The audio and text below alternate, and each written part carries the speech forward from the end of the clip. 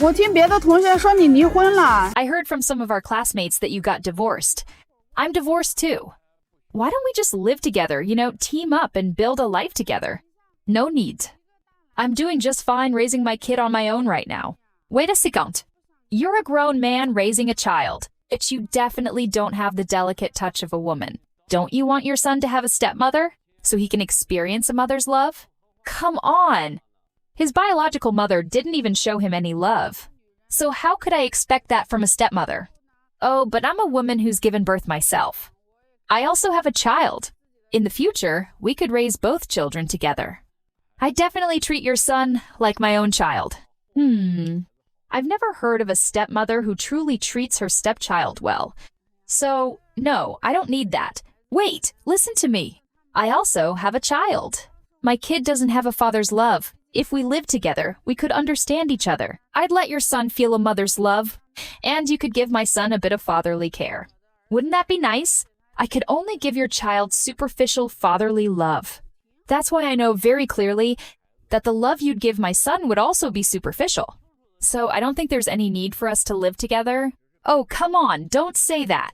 If I were with you, I would definitely treat your child as my own, raise him like he was my flesh and blood. Of course. You could also treat my child a little better, right? Let's just talk things out openly. After all, we're old classmates, aren't we? A divorced man and a divorced woman. There's really not much difference between us. As long as there are kids involved, everyone is just thinking of what's best for their own child. No one will ever truly sacrifice for the other's child. Don't be so absolute. Not all men and women are like that. You're right. Not all men and women think that way. But look at Lou Bouvai and Dorgan. They both gave everything for their adopted sons. And in the end, what did they get in return? So what? You're saying you'll never look for someone again? You're still young. I'm done looking. All I want now is to raise my son well, help him grow into a successful man. When he grows up, I'll proudly host his wedding and see him get married in glory. That's when my mission in life will be complete. Originally, my life could have been easy. I only needed to raise one child. But if I got together with you, if we got married, then I'd have to raise your son too. And in the future, when your son gets married and has kids, as his stepfather, I couldn't just sit back and do nothing, right? That would mean I'd have to spend my whole life giving and giving. What would I get out of that? Right now, I only have one son to raise. Once I raise him into a good man, my mission will be complete. Then I can finally live peacefully and comfortably. Why should I make my life harder than it needs to be? I already have someone to carry on my family line. I already have a son who will take care of me in old age. I don't need a wife anymore. What would I need a wife for? 人家一说大女生女那么多。 People often say there are so many leftover women these days, and they ask, why aren't men dating anymore? Why don't men look for girlfriends? But tell me how many men today dare to have a girlfriend? How many men still dare to fall in love? Nowadays, there are too many women who, throughout the whole year, have endless holidays and special occasions. They want to celebrate everything. Every single festival except the Qingming festival, they all celebrate. There's 520 the day for saying I love you, then the first cup of milk tea in autumn, and all sorts of made-up fancy holidays. They want to celebrate every single one of them. So people really need to face reality. In the end, simple meals and plain tea, the modest, everyday life, that is what's truly real. Before we dive into all of this, let us know in the comments where you're watching this video from. Connecting with viewers across the world is a huge source of inspiration for us. 你别不信，只要你敢找一个离婚带儿子的女人，那你就是 Don't doubt it. As long as you dare to date or marry a divorced woman with a son, you're digging your own grave. Do you really think she likes you for who you are? In reality, what she's looking for is a free ATM and a free babysitter. You'll work yourself to death, breaking your back to raise another man's child, hoping one day that kid will appreciate your kindness. But if you think that, you're far too naive. Let me tell you, when that ungrateful little wolf grows up, the first person he'll kick away will be you. And if you're still expecting him to take care of you in your old age, you're just daydreaming. Because in that child's eyes, everything you've done, all your hard work and sacrifices, are things his mother earned with her body. He won't feel thankful toward you at all. In fact, he'll see you as the enemy. So never ever be that foolish man who volunteers to take over another man's mess. Tell me, do you agree with this? The man who takes over the single mother's burden. 你们知道现在成都的女老师 Do you know how serious the single situation is for female teachers in Chengdu right now? Do you have any idea how many there are? Oh my goodness, from kindergarten teachers to elementary, middle school, high school, and even university professors, all of them. Is it because they're not good enough? I don't think so. Being a teacher is a very respectable profession, right? The salary is decent, the benefits are good, and they even have paid winter and summer vacations. And when it comes to their looks and temperament, honestly, I've never seen a female teacher who isn't attractive. At the very least, they all have a certain grace and charm.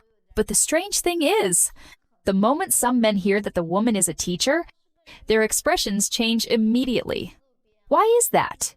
Why don't men like female teachers? Why? I want to find someone who's rich, handsome, and treats me well. Someone with a good temper, too. 大家听说过离婚化债吗？ Have you ever heard of something called divorce debt repayment? It refers to a certain kind of so-called gold digger woman, someone who, after getting married, takes the bride price from her husband and uses that lump sum to pay off all her pre-marriage online debts, then quickly files for divorce and disappears. And believe it or not, there are not only people who think this way, there are actually people who are doing this for real. Some have even turned it into a business model. I searched online, and I really did find guides and tutorials teaching how to do this. After reading them, I honestly didn't even know what to say. The marriage and dating market has truly been polluted by people like this. These days, trust between men and women is already as thin as a cicada's wings, and now, with the rise of such scammers, the tension between genders is only getting worse. Of course, the desire to deceive isn't exclusive to women. Men can be just as bad. We have to look at this rationally and not condemn everyone just because of a few bad cases. So, how can you protect yourself from being scammed into paying off someone else's debt? No matter if you're a man or a woman, you must exchange your credit reports before marriage. Get to know each other's financial situation clearly. Don't feel embarrassed to bring it up. If you're embarrassed now, the one who'll get hurt later will be you. It's best if both parties bring their ID cards together and go to the central bank or an authorized service point to print out the reports to prevent either side from forging fake documents. On the credit report, you can see how many loans a person has, how many credit cards they've opened, and whether there have been any overdue payments. If the other person keeps making excuses, avoiding the topic, refusing to show it to you, then that's a clear sign there's a problem. You should also ask for a criminal record certificate and a medical examination report. That way you can see if the person has any prior criminal record or is hiding an illness. After all, compared to money, your health and safety are far more important. Some people might say, checking all that is useless. You can't find out about private debts anyway. True, private loans won't show up unless the person tells you, but think about it. Most people only turn to private lenders after they've already exhausted every formal option. In other words, by the time someone is borrowing from private individuals, their official credit report is already a disaster. That's why checking the credit report still matters. Also, some financial experts have warned that in the second half of this year, many people overwhelmed by debt will flood into the marriage market in hopes of finding a financial savior. So everyone, please be extra careful and don't let yourself be fooled. If you're still watching, comment 1 so I know you're still with me. 我跟你们讲啊，有很多孬女啊，她不知羞耻。 Let me tell you something. There are so many shameless women out there. Yes, shameless. They actually have the nerve to mock those foot massage technicians and even laugh at the music teachers who work in bars and karaoke lounges. They say those women are unclean. But what about you? Are you clean? Those girls you mock at most, they sell their bodies, but their souls are clean. They understand what it means to give, to contribute. And what about you? You scam men out of money, you take without giving. You spend your days scheming how to get into a man's pocket. For a few bucks here and there, just a few, 3 melons and 2 dates, as the saying goes. And yet you still have the audacity to laugh at others? You're like those Siberian crabs, always stepping on multiple boats, stretching out your hands asking for money, scooping up several at once. Your souls are filthy, your bodies are filthy too, and yet you dare to mock others, calling them chickens, prostitutes. But what you don't realize is, you're not even as good as the chickens you insult. 女老师到底有多难找？ Just how hard is it for female teachers to find a partner? Let's take the female teachers who come to me looking for a match as an example. Their numbers are increasing year after year.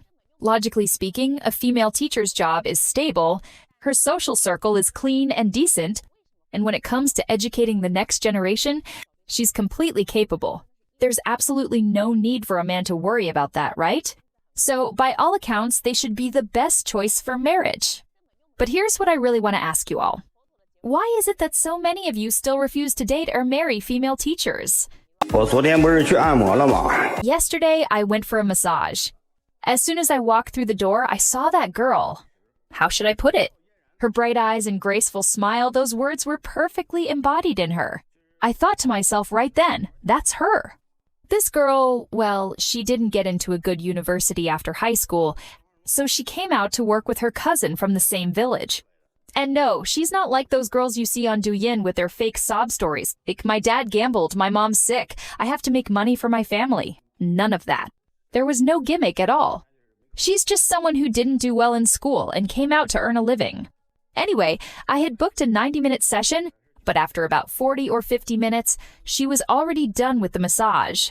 She's a newbie, I could tell. Anyone who's been in this line of work for a long time wouldn't finish that early. So yeah, she's definitely new. Since there was still plenty of time left, we just started chatting. I told her I'm 40 years old. She said, "Brother, your job must be really tiring. You should take care of your health." Hearing that, I was genuinely touched. I've lived 40 years, and this was the first time I met such a kind-hearted girl.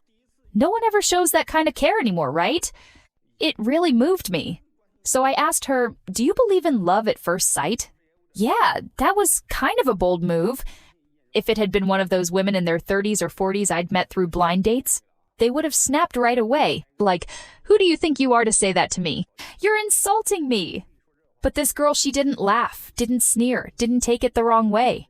She was very proper, very composed. She looked at me seriously and said, "Brother, I understand what you mean. I'm still young right now, but you already have my WeChat, so let's stay in touch. When I'm ready to start a relationship, you'll be the first person I think about." Now, whether she meant it or not, those words were just so comforting to hear. I thought to myself, what a pure and gentle soul she is. You can see in her something that most women in China today don't have, a kind of genuine goodness, beauty, and nobility. It was so perfect, really. She deserves every man's care and protection. A girl like her, not just anyone, could be worthy of her. I felt so good in that moment, so warm inside, that I couldn't help myself. I pulled out my phone and sent her a red envelope of 200 yuan in words, 200 Chinese yuan. She was just such a wonderful girl. If right now some old man who buys me cigarettes paid off my more than 200,000 of debts owed to others, and then bought me a Mercedes 1300, who wouldn't agree to be his girlfriend? If I'm lying, then I'm not a human being. I'll say one thing. 最近一个奇怪的现象，来找对象的女老师越来越多。 Recently, there's been a strange phenomenon. More and more female teachers are coming to look for partners. They've become one of the hardest hit groups in the single population. Out of every 10 women who come looking for a match, about half of them are teachers. So why is it so difficult for female teachers to find a partner? First of all, female teachers spend almost all their time around students and students' parents. On the surface, it seems like they have stable working hours, plus summer and winter vacations. But in reality, they're busier than anyone can imagine. They barely have any free time to meet or interact with members of the opposite sex. Secondly, to be honest, female teachers generally have quite good conditions. They have stable jobs and stable incomes. Because of that, they tend to set high standards for men as well. And what kind of men do they want? Men who have a house, a car, and savings. And preferably those who also work within the government system or public institutions. However, ironically, many men who do work within the system these days actually don't want to date or marry female teachers. 今年是女性 This year marks the first year of female stand-up comedy. And at the same time, it's also the year when the simp economy has completely collapsed. On one side, the stand-up comedy scene is bursting with independent female personas. Female comedians are turning lines like, not getting married, not having kids, men are useless, into punchlines on stage, and the audience bursts into thunderous applause. Independent women cheer passionately in agreement. On the other side, in shopping malls, diamond sales have plummeted. Half the couple seats in movie theaters are empty. Even Valentine's Day flowers aren't selling anymore. And milk tea? Women are buying it for themselves. But the old Korean and Japanese dramas didn't write it this way. Back in the 1980 seconds, when women in Japan were awakening, men were thriving, rich, and confident. During Japan's bubble economy era, a typical working woman had 4 boyfriends. One who paid the bills, one who ran errands, one who gave her gifts, and one to marry. Men back then were willing simps because money was overflowing. They literally didn't know what to do with it. But China's version of female awakening has become a dark comedy, something that makes people laugh through the absurdity. It's become a joke. Women fighting imaginary battles against themselves. Men don't care anymore. The moment women shouted for independence, men actually became independent first. The number of men fishing in public parks has skyrocketed. Gaming equipment is sold out. SUV sales are unexpectedly rising. Men suddenly figured it out. Instead of being women's walking ATMs, why not spend money on their own happiness? Yesterday, I saw 4 or 5 young guys outside my shop getting ready to go fishing together. Each had a motorcycle worth tens of thousands of yuan written in words. Tens of thousands of Chinese yuan, and they were comparing whose bike had better performance, whose helmet was more expensive and safer. It's not that men don't want to simp anymore. It's that women's attitudes have become too greedy. The simps finally realize that throwing money around doesn't buy true love. It only fuels women's growing greed. In this kind of social atmosphere, the ones who suffer the most are actually women from the lower class. In the past, they could climb the social ladder through marriage, but now they're fighting tooth and nail just to get delivery jobs. The number of female Meituan delivery riders has risen by 35% in just 2 years. And in the future, more women will likely enter other dirty, tiring, and low-status jobs because, well, they have to survive, right? Meanwhile, some so-called independent women are still being stubborn, saying, "We earn more than men." Wake up, ladies! Haven't you seen the official statistics? The median income of working women is still 18% lower than men's, and that doesn't even count the higher income tiers. The real reason the home buying rate among post-1990 seconds women is rising is because 60 to 70% of them have their parents covering the down payment or mortgage. Truly financially independent women make up less than 20% of all marriage-age women. This is what happens when feminism runs straight into real poverty. And that's when the absurdity of real life reveals itself. Those independent women posting fancy afternoon teas on Xiaohongshu might actually be maxing out their credit cards. Those modern ladies shouting, "I won't settle," might be staying up late calculating rent, wondering if they can stretch it until payday. Real independent women, they're too busy working hard to post on Weibo or record videos shouting slogans. When the economy declines, all the bubbles are forced to reveal their true form, because true female independence has never been about forcing men to spend money or about scheming to empty men's wallets. It means being able to live well, even without a man. The day that the simp economy truly dies will be the day when women's independence finally becomes real. 问你们一个问题啊。 Let me ask you all a question. In your opinion, for a high-quality leftover woman who's 38 years old, how much should the bride price be considered appropriate? I'm 38 this year and hold a master's degree. I'm a high-quality, older single woman, the kind people usually call a fair, rich, and beautiful woman. These days, I look in the mirror every day and think to myself, I'm really so beautiful. I truly think I'm great, and I honestly believe there isn't a single man who deserves me. My ex-boyfriend once offered me a bride price of $1 million, and I still didn't agree to marry him. Now, if there isn't at least $800,000 as a bride price, I definitely won't lower my standards or compromise myself to get married. I do feel that as I get older, the quality of my blind date partners keeps declining, but my own standards will never change. I believe that as long as I keep holding on, I'll eventually meet the right person for me. Even cabbages that rot in the field can still sprout new baby cabbages. So how could someone as outstanding as me not find love? I would rather stay single than settle for less. According to data released by China's National Bureau of Statistics, more than 36% of women over the age of 30 inches small counties remain single, and among them, female teachers account for nearly 40%. This surprising figure shows how a once respected profession has now become the main group within China's so-called leftover women phenomenon. Sociologists point out that the combination of a closed social circle, economic pressure, and rising self-expectations has made many female teachers in small towns increasingly cautious and sometimes overly demanding when it comes to marriage. They often seek partners who can match their education and income, yet in rural or county-level regions, such men are few and far between. As a result, these women are trapped between ideals and reality, gradually forming a new kind of emotional isolation in China's smaller cities. China Social Trends believes this issue is not about individual personality flaws. It reflects a much deeper social imbalance between urban development, gender expectations, and career-driven lifestyles. When social opportunities narrow while personal standards rise, loneliness becomes the silent price of modern progress. Once again, China Social Trends raises a difficult question. Are these single female teachers really too picky, or is modern Chinese society leaving them with no real choice? Share your thoughts in the comments below. Who do you think is truly responsible for this growing divide? Don't forget to like, subscribe, and turn on notifications to stay updated with our latest reports. Thank you for watching. See you in the next video.